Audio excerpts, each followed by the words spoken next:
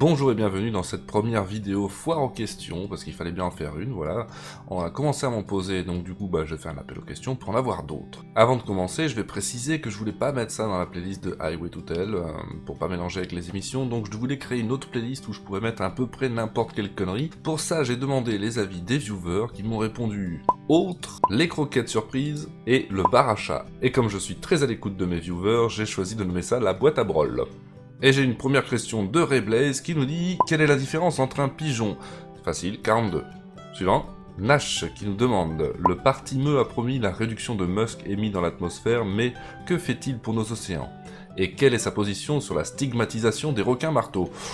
Alors, ça c'est une question pour l'intéressé lui-même, donc en bon reporter que je suis, j'ai été voir Hortank, chef du parti ME, qui nous a répondu par voie de communiqué, donc le foin sera complété par du lin afin de limiter les émissions de gaz à effet de serre.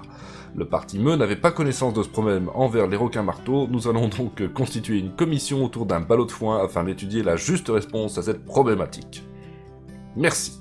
On va passer maintenant à des questions qui concernent spécifiquement l'épisode 4 d'Highway to Tell, donc sur les types de fursuit. Et évidemment, il y a eu des discussions autour de ça, autour du fait que j'ai parlé de latex et que j'ai évoqué rapidement les mursuits sans vraiment expliquer. Et justement, Nikki nous dit pourquoi tu ne mets pas les pattes dans le plat avec les mursuits? Oui, ça existe, et oui, pour le coup, c'est un type différent de fursuit, avec des spécificités et une utilisation différente. Tu n'as pas encore à craindre de démonétisation, alors pourquoi cette autocensure? Alors, il faut savoir que par le simple fait d'en parler, donc de dire mursuit et de noter dans le coin de l'écran mursuit, c'est déjà beaucoup pour pas mal de feurs. Il y en a qui sont venus me voir en me disant que c'était un scandale. Le but n'était pas d'en parler spécifiquement, d'expliquer ce que c'est, parce que c'est une émission qui est faite pour être tout public, donc voilà, c'est pas nécessaire, mais le but d'évoquer les mursuits, c'était juste de dire que ça existe, parce que je n'aime pas l'hypocrisie en fait, je n'aime pas les tabous et les non-dits, et donc oui, je voulais juste évoquer les mursuits, et ça n'avait pas vraiment d'intérêt de rentrer plus dans le sujet, quoi. Celui qui est intéressé va taper mursuit sur Google et il saura bien ce que c'est. Nido me dit, toujours sur cet épisode, que la tenue de latex n'est pas furry, elle vient d'une autre communauté assez bien répandue, et que ne colle pas vraiment avec une fursuit. Est-ce que vraiment ça vient d'une autre communauté? Est-ce que vraiment il n'y a pas de lien avec le fandom furry? Je suis pas d'accord. D'ailleurs, dans l'épisode, des exemples ont été montrés. Et c'est quoi le problème? C'est quoi le problème? Parce que c'est la matière qui vous dérange. Je vais vous montrer un exemple. Il y a des fursuits d'écailleux. Là, ici, par exemple, c'est un raptor, mais vous avez aussi des dragons en tout genre, qui sont faits en latex et avec pas de fourrure, ou un tout petit peu. Tout simplement parce que ça rend mieux. Un dragon qui est écailleux et qui est pas à fourrure, c'est bizarre d'avoir une fursuit en fourrure, pour le coup. Et alors quoi? Alors quoi? Là vous allez me dire, oui mais c'est différent. Mais c'est différent en quoi exactement? Donc ça veut dire que c'est pas la matière qui vous dérange quelque part. C'est juste la façon de fabriquer le vêtement, non? Et là ça rejoint une réaction que j'ai eue de Nikki, parce qu'on avait un débat sur le canal Telegram de Highway to Tell. Je vous mettrai un lien en description vers ce canal Telegram d'ailleurs, ça permet d'avoir des retours sur l'émission, vous pouvez en discuter, tout ça. Et ça tournait en rond, je voulais plus en parler. Ça devenait fatigant, on en est nulle part. Et donc il dit « Je crois que la circularité du débat vient d'une confusion entre l'objet, le costume, et l'intention. Interpréter, incarner un personnage, ou exprimer un fétichisme. » Eh ben oui, voilà. Et justement, c'est pour ça aussi que je voulais parler du latex de cette manière-là dans cet épisode, tout simplement parce que, comme je le dis dans l'épisode, les fursuits, il y en a qui couchent avec. Donc si c'est ça qui vous dérange avec le latex, c'est que vous n'êtes pas honnête. Parce que le latex, oui, il y en a qui couchent avec. Et il y en a qui font d'autres choses avec, comme les fursuits. Aucune différence. Nous avons aussi V qui se demandait pourquoi je n'évoquais pas donc les types de fursuits dans le sens réaliste, toony et semi-réaliste. Tout simplement parce que c'était pas l'objet. En fait, je voulais parler des types généraux. Les façons de fabriquer des fursuits, on va dire, et pas vraiment du style. Parce que ça pourrait faire l'objet d'une autre vidéo. D'ailleurs, si cette vidéo-là voit le jour, ça serait bien d'y inclure les générations de fursuits, et pour ça, je vais avoir besoin qu'on me fournisse des exemples, par contre, pour bien trancher, justement, qu'est-ce qui fait que c'est telle génération, qu'est-ce qui a marqué les époques, on va dire. Donc voilà, c'était simplement pas l'objet de l'épisode. Les épisodes d'Highway to Tell sont courts, et les sujets peuvent être développés dans d'autres. L'idée, c'est vraiment de faire plein de vidéos, et d'à chaque fois aller dans un truc spécifique. Lorca me demande, y a-t-il une âme dans une fursuit? Si quelqu'un d'autre la met, est-ce qu'il est maudit? Ah, mais sans rire, ça pose la question de la revente d'une fursuit. Si elle était faite, par exemple, pour votre fursona, c'est compliqué à revendre. Est-ce que vous la revendez vraiment? Est-ce que vous avez envie que quelqu'un d'autre incarne ce fursuit? Alors quoi, vous ne l'incarnez plus vous-même? C'est compliqué. Et même quand on veut prêter une fursuit à un ami, imaginez que vous avez deux versions de votre fursuit pour votre persona, vous pouvez prêter l'ancienne à un ami qui n'a pas de fursuit pour qu'il s'amuse un peu, mais du coup il doit incarner votre persona, il doit se comporter comme lui, donc c'est un peu compliqué. Et sans rire, cette question trop troll est intéressante parce que oui, il y a une âme, à mon avis, qui suit les fursuits. C'est compliqué, d'ailleurs on a vu passer des dramas, hein, de gens qui ont revendu une fursuit et qui ne sont pas du tout d'accord de la manière dont elle est utilisée par de nouveaux propriétaires, mais le problème c'est que oui, d'un côté il y a un persona qui va avec, de l'autre t'as vendu ta fursuit, donc elle est plus là à toi. Donc ça soulève des questions compliquées sans rien. Hein. Et il y a une réaction là-dessus de Nikki qui disait « La question se pose quand il s'agit de récupérer par achat ou par copain les fursuits d'un fur décédé. » Ah, ça va loin. Sans parler d'âme, au sens religieux du terme, l'histoire et le souvenir attaché au fur décédé restent-ils dans ces objets? Et donc sa fursuit. Je pense que c'est très personnel et que ça questionne la relation religieuse avec la mort et la mortalité de chacun. Oui, alors ça, j'étais pas parti personnellement dans la mortalité, mais c'est vrai que ça rejoint la même question finalement. Que tu sois mort ou pas, on peut se demander, est-ce que ta fursuit est liée à une âme? Ça c'est bizarre à dire, je trouve, mais... au moins à ton persona, à l'âme de ton persona, on va dire. Est-ce qu'il vit en la fursuit ou pas? La belette me demande, si tu devais être une créature volante, tu serais plutôt un poisson volant ou un dragon? Je pense que je serais plutôt un oiseau. Je ne sais pas lequel, mais parce que à la fantastique, je dois dire que j'ai vraiment bien aimé, particulièrement trois oiseaux qu'il y avait là, et dont évidemment Aiglan 6, voilà. Et je dois dire que les mouvements de tête que tu peux t'amuser à faire et les claquements de bec sont assez sympathiques, et pour ça, je l'ai dit à Tash d'ailleurs en direct, que son acting était vraiment intéressant, rendait la fursuit encore plus intéressante qu'elle ne l'est déjà. Donc, Nash me demande...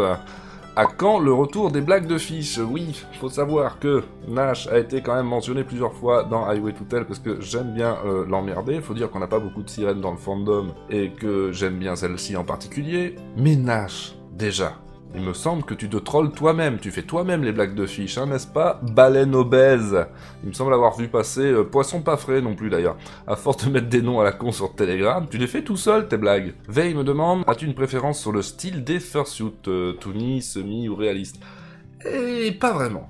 Pas vraiment, c'est pour ça que là j'ai pas encore la fursuit de Tisha Tiger qui sera en mode semi-réaliste parce que j'ai envie de porter ce type-là de fursuit pour Tisha Tiger en particulier, mais par exemple la fursuit que vous avez vue dans Highway to Hell 4, c'est un autre personnage, un persona secondaire, en fait c'était une fursuit adoptable en mode toony, et ça me plaît tout autant, mais c'est pas la même chose, je saurais pas comment décrire, mais ça me donne pas non plus envie d'agir de la même façon. À mon avis, je vais être assez différent avec Tisha, déjà que le caractère de Tisha n'a rien à voir avec celui de Pilou O'Malley, mais le type de fursuit va y être pour quelque chose aussi, je pense. Après, les réalistes purs, je crois pas en avoir croisé en vrai encore, et je serais très curieux. Par contre, là, je serais curieux. Goupil me demande pourquoi. Depuis l'aube de l'humanité, l'homme a toujours parce que. Noctali me demande, c'est quand que t'es arrivé dans le fandom furry? Ah, ça fait à mon avis 10-12 ans, mais comme quelques autres furry d'ailleurs, j'ai commencé dans mon coin. C'est-à-dire je regardais beaucoup de choses sur évidemment Fur Affinity et d'autres sites, mais anglophones, majoritairement. Je me suis pas intéressé du tout au fandom francophone pendant très longtemps, parce que déjà je croyais qu'il n'existait pas, pour commencer. C'est au courant de cette année seulement que j'ai commencé à me dire, mais... je sais pas, j'aimerais bien croiser quand même des furs IRL, et je me demande si la communauté francophone existe déjà, et si oui, quelle taille elle fait, est-ce qu'il y a des conventions ici, voilà, je m'y suis intéressé, j'ai découvert un Telegram déjà pour commencer, et puis un monde un peu plus vaste que j'aurais cru, voilà. Chassurio me demande, connais-tu le Guy Hockey? Ouch, bon... Alors, je pense que dans pareil cas, il faut laisser parler les professionnels. Ça tombe bien, j'en connais un, et il me semble que si tu dis son nom assez de fois, il apparaît. Alors, on va essayer ensemble, attention. Ray Blades. Même quand on est en vacances pour l'Eurofurence, on peut pas être tranquille. Non mais Luna, cette histoire de Guy Hockey, on leur explique ou pas, là? Non? Je sais pas. Bon. On va quand même vous faire une petite explication du Guy Hockey, si vous voulez. Alors, pour vous résumer, j'habite à Berleur-sur-Mer, qui était une ville auparavant très très calme, on se faisait chier. Mais au moins, on était calme. Puis un jour, j'ai commencé à rencontrer Chassurio, Dim, Goop, Rumpel Nocturne, enfin bref, une bande de bien vénères, normands. Et à partir de là, Va savoir, mais à partir de minuit, 1h du matin, bon, on se promenait dans les rues de Bernières-sur-Mer en s'enregistrant des bagnoles, en faisant des dabs, des petites pauses, des conneries comme ça. Donc, ça s'est accumulé nos conneries pendant tout ce temps passé ensemble. Puis, il arriva donc un de mes événements que j'adule beaucoup, qui est Ciné Dragon. D'ailleurs, on a un groupe dédié, si ça vous intéresse de venir. Et donc, par rapport à ça, le problème, c'est que des typos, on est dans une foule de gens, tu vois, bah c'est pas très pratique, parce que non seulement il y a beaucoup de monde, donc on ne voit pas, et en plus tu gênes les gens. Alors Dim, il a eu l'idée, on peut le faire comme ça, on a qu'à faire comme ça. Et ta Goop derrière, il a fait « C'est le Guy-Hockey !» Référence à la pub, hein. Et voilà, bah ça a commencé à ce moment-là. C'était un pur délire entre nous, puis tous les copains qui étaient venus sur Place Ciné Dragon. Puis qu'on est allé à FBL, malheureusement Dim n'a pas pu venir avec nous. En souvenir, en l'honneur de Dim, on a un petit peu importé le Guy-Hockey. Et c'est parti en couille. On a clairement plus rien contrôlé ensuite. Et donc, bah après la FBL, non seulement ça a touché, que ce soit Fury public ou non public, enfin bref, tu sais, c'est l'effet troupeau, quoi. Tu commences à faire des conneries, les gens se marrent, ils commencent à te suivre. Et donc, bah voilà, le Guy-Hockey, ça a été une connerie private joke entre nous qui a pris des proportions un peu faramineuses. Et même nous, on n'en peut plus. Et puis le problème, c'est que ça s'arrête jamais. Jamais. N'en peut plus. N'en peut plus. Donc on va bientôt l'enterrer pour Ciné Dragon. Venez assister à l'enterrement. Voilà, merci Ray, je pense que tout est dit, ça fait plaisir. Et bonne référence. La belette me demande quelle sensation ressens-tu dans une fursuit et surtout comment vois-tu. Alors, ça tombe bien parce que j'ai fursuité il y a quelques jours de ça pour la première fois avec Pilou O'Malley, je veux dire en public, voilà, je me suis baladé à travers une centaine de personnes, alors moldu, hein, voilà. Pas des furries, donc c'était une première fois que je redoutais un peu, même si je savais que c'était des gens cool. Alors, qu'est-ce que j'ai ressenti personnellement je pense comme beaucoup de furries. L'impression d'incarner quelqu'un d'autre et de pouvoir agir totalement différemment. Même si je suis naturellement du genre pas discret et que je vais facilement vers les gens, en fursuit, je sais pas, il y avait quand même un aspect différent, j'agissais un peu de manière enjouée, on va dire, un peu candide, voilà. Je devais ressembler à mon avis beaucoup à une mascotte d'ailleurs, probablement. Comment vois-tu? Mal, comme tous les fursuiteurs, évidemment. Encore que là ça va, c'est une tounie, donc les yeux sont assez larges. Bon, on a un tunnel avec un trou au milieu, donc bon, les gens qui sont vraiment près de toi, tu te rends pas bien compte de ce qui se passe, même autour tu te rends pas compte de ce qui se passe, surtout tu entends mal aussi d'ailleurs. Ah non mais ça a l'air con, mais sans la spatialisation, comprendre ce qui se passe autour c'est chiant. Hein. Mais avec la tête de Tisha Tiger qui sera une semi-réaliste, je verrai encore plus mal, ce sera le bonheur. Rayblades me demande, depuis quand streams-tu, réalises-tu des vidéos, ainsi que tout ton cheminement pour en arriver jusque-là, avec le studio Renegade, le matériel d'expérience. Alors, ça fait à peu près 2 ans que je fais des streams, pour le studio Renegade justement, qui est une association, et qui est aussi une bande de potes avant tout. On réalise des émissions d'un peu tous les genres sur la chaîne. Il y a par exemple Geeking, Beats, Kitchen Killer qui parle de cuisine. Enfin, on a beaucoup de choses différentes. Morning Tech Review tous les matins aussi, vous pouvez me retrouver. On décortique les news et les actualités tech de 8h à 9h. Il fait la promo! Et on fait aussi quelques streams de jeux. Moi, depuis 2 ans, je réalise une émission d'électronique qui est surtout pensée pour le live et qui a toujours été bizarre du coup sur YouTube puisque ça donnait des vidéos hyper longues. Et il y a peu de temps, j'ai eu envie de commencer justement une émission furry, mais elle, je l'ai pensée dès le début pour YouTube. Alors du coup, ce que je fais en live sur la chaîne, parce que c'est le cœur de la chaîne, ça se passe sur Twitch, c'est que j'écris les épisodes suivants en live avec les viewers. D'ailleurs, vous pouvez me rejoindre, et on écrit ensemble les choses. Après, pour le matériel et l'expérience et tout ça, je suis plutôt du genre à m'engouffrer à fond quelque part quand je commence quelque chose. Donc du coup, en fait, très très vite est venue la caméra frontale, en plus de celle qui filme mon plan de travail pour l'électronique. Très vite aussi est arrivé le fond vert, donc les éclairages qui vont avec, parce que c'est la misère, et ce genre de choses. Et maintenant, depuis Highway to Hell, je fais beaucoup plus de montage. Voilà, donc c'est encore une nouvelle aventure. D'ailleurs, l'émission d'électronique commence à être une émission montée en 5-10 minutes aussi. Elle change de format, en fait, j'utilise ce que j'ai appris sur Highway to Hell, tout simplement. Et je compte en faire le plus possible, le plus longtemps possible, et en essayant de s'améliorer un peu à chaque fois. D'ailleurs, le dernier Highway to Hell, 4 était parti d'une idée toute bête. Je me disais, maintenant que j'ai une fursuit partielle avec Pilou O'Malley, ce serait rigolo de me filmer moi et moi, mais avec la fursuit, et qu'on puisse parler ensemble, se regarder, se répondre, et qu'il n'y ait pas trop de délai. Alors déjà, rien qu'en tournant, je me suis dit, c'est une idée à la con. Mais alors en montant, je me suis dit, c'est une idée de merde. Mais au moins, alors je sais pas si ça apporte quelque chose d'intéressant à la vidéo, mais au moins c'était drôle à faire. Par contre, qu'est-ce que c'était long. Qu'est-ce que c'était long. Jean-Michel à moitié me demande, possible de voir pour lister le matos et les matières nécessaires à la conception d'un costume.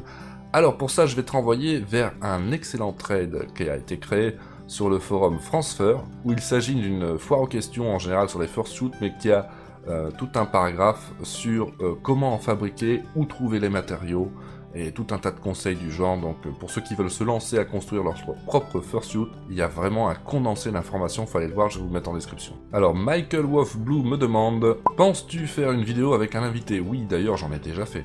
Donc dans Highway to Hell 4, nous avons Vexare qui intervient. Alors ça c'était rigolo, parce qu'en fait je parlais de ce que j'étais en train de faire sur cet épisode, sur un canal, et à propos du poodle, voilà justement que je voulais massacrer exprès pour être de plus de mauvaise foi possible en fait. Je voulais que ce soit vraiment la critique que les anti-poodles font.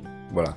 Et pour ça, à la base, je pensais illustrer avec que des images de caniches et des choses comme ça. Je pensais pas réellement mettre un fursuiter en poodle, parce que ce serait s'attaquer à lui personnellement, ce qui n'est pas du tout ce que je voulais faire. Mais en discutant, donc j'ai rencontré Vexare, qui m'a dit, moi ça me dérange pas du tout que tu utilises mon image, ce que j'ai fait.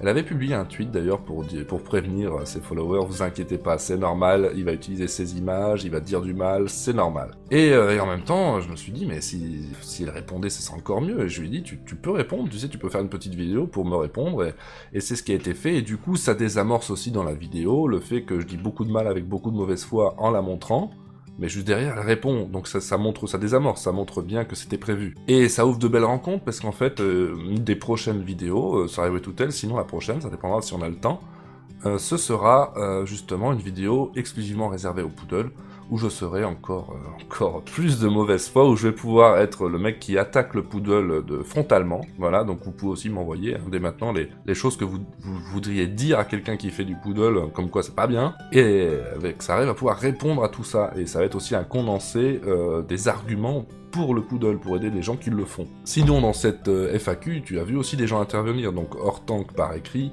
et Reyblaze en vidéo, d'ailleurs que je remercie, qui s'amuse à faire ça pendant l'Eurofurence, je sais pas comment il a trouvé le temps. Et oui, je compte inclure des furs dès que possible, simplement, il faut qu'il y ait une raison en fait. C'est l'occasion qui fait le larron. Oui. Tisha du passé, c'est le Tisha du montage. Je veux bien t'aider, faire des choses, essayer de couper autant que possible les E et les voilà, même s'il y en a plein qui passent, parce que je peux pas tout jump cutter, sinon la vidéo fait 30 secondes. L'occasion qui fait le larron, le montage peut pas te sauver avec des expressions de vieux comme ça. Hein. Mais bon, c'est pas grave, je te laisse continuer, t'as juste la honte. Au revoir. Dans le cas de Vexare, ça se mettait avec le poodle et c'était absolument pas prévu. Ici, dans le cas d'Hortank et de Reyblaze, c'est juste parce qu'on m'a posé des questions où je me disais que ce serait rigolo que ce soit eux qui répondent parce que ça les concerne. Donc c'est surtout, voilà, surtout une question d'occasion et du comment. Mais oui, bien sûr, j'ai envie d'inclure le plus de forts possible. Parce que c'est présomptueux peut-être, mais j'ai envie que ce soit l'émission du fandom francophone, tout simplement. Et que ça soit un peu représentatif. Voilà, je crois qu'on peut dire que c'est tout pour aujourd'hui. Vous pouvez me suivre sur Twitter, vous abonner à la chaîne, ça fait plaisir. Les pouces bleus, ça fait très plaisir aussi, parce que ça me permet, moi, de voir que l'émission plaît quand même, et que ça va pas dans le mauvais sens, qu'on va pas dans le mur. Et aussi, donc, pour les retours de l'émission, vous avez maintenant un canal Telegram, le lien est aussi dans la description. Merci à tous, en tout cas, et au prochain épisode. Ciao.